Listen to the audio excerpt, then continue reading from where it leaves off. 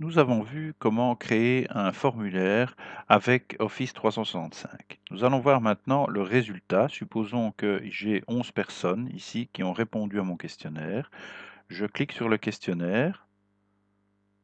Voilà, j'ai toujours mon questionnaire qui est là que je peux modifier évidemment, mais maintenant nous allons voir comment se sont réparties les réponses. Voilà.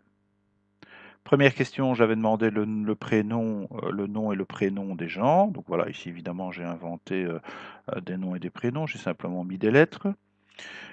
Ici j'avais indiqué une question des cases à cocher. Donc vous voyez que j'ai par exemple donc plusieurs cases, on peut donc avoir plusieurs réponses.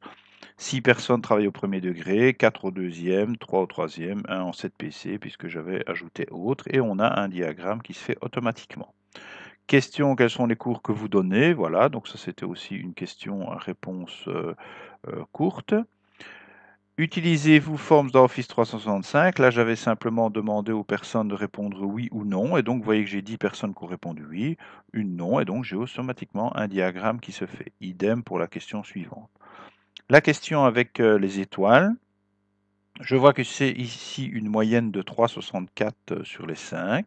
Et commentaire, ben, même chose, j'ai 3 réponses. Je n'avais pas rendu cette question-là obligatoire.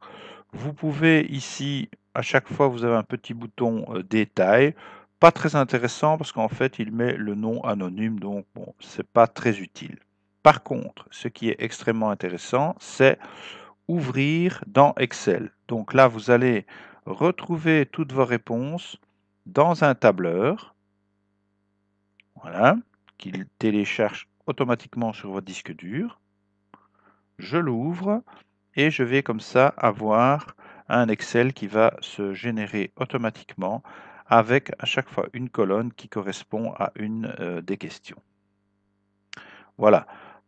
Ce que évidemment la personne n'a pas vu en complétant le formulaire, c'est l'heure de début et l'heure de fin.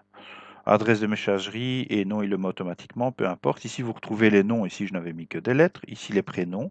Vous retrouvez les cours. Même chose ici, les coordonnées, utilisez-vous, oui, non. Et vous avez comme ça un tableur, donc exemple, pour faire une liste d'inscriptions, etc. Donc vous pouvez après faire les tris que vous voulez et donc faire toutes les modifications que vous voulez en activant modifications.